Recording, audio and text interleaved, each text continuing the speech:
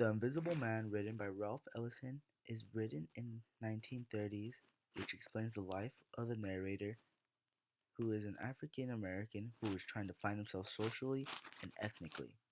He tends to always find himself in a quarrel with his decisions in society because of his socially imposed race and how everybody in society views him and the other people with the same skin color and feature as one of the same, including the white man.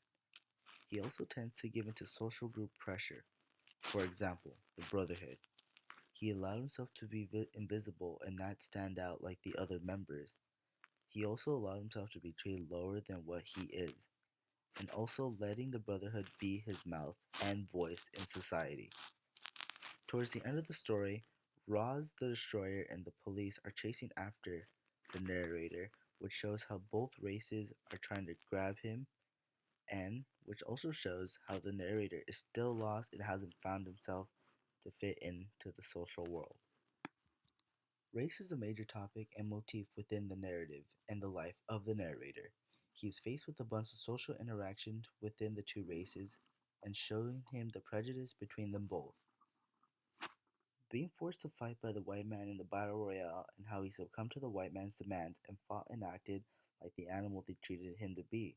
Even though the narrator was there for the other intentions of reading his letter, he still went through and followed and succumbed to the white man in order to please them and not get hurt even more than what he already was hurt. Jim Trueblood is also African American who is lavish with food, currency, and fame because of his incestual relationship with his own daughter. The white man only praises Trueblood because of his act of savagery to his own daughter and how it provides the social reinforcement on how all African Americans are savage beings.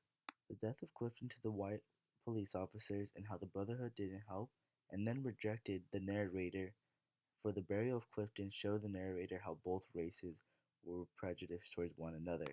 The death of Clifton opened up the eyes of the narrator because he saw the brutality within the police and how they murdered him with cold blood, and the Brotherhood, who just threw away Clifton and him because they weren't looking out for their own survival.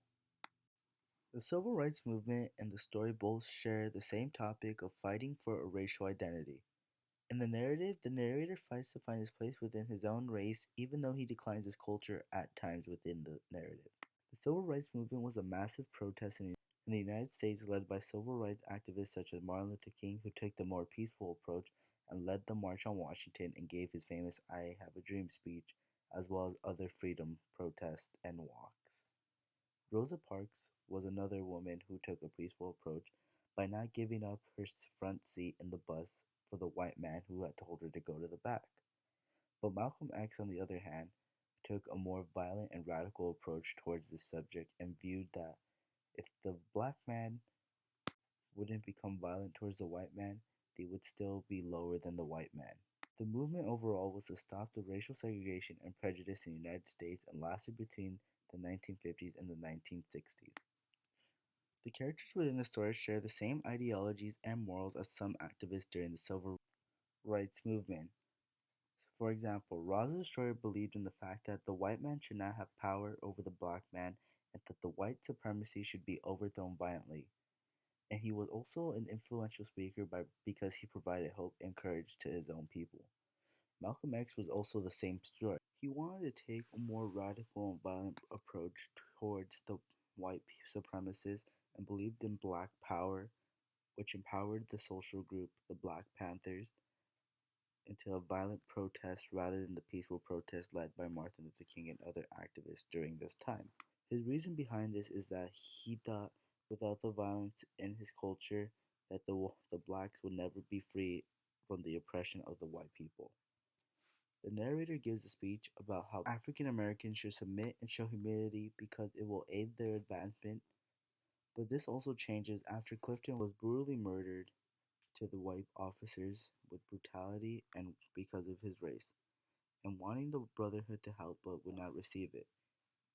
A. Philip Randolph was a civil rights activist who served the white man by creating the Brotherhood of the Sleeping Cart Porters in the 1920s, which essentially was black men and women who he called maids on train carts shining the shoes and making sure that the white man was settled within the train cars and that they were happy. In the 1940s, he attempted to lead a protest but was shut down by the president and the government. In 1963, Randolph was one of the principal organizers for the March on Washington and also shared the podium with Martin Luther King Jr., who delivered his famous I Have a Dream speech.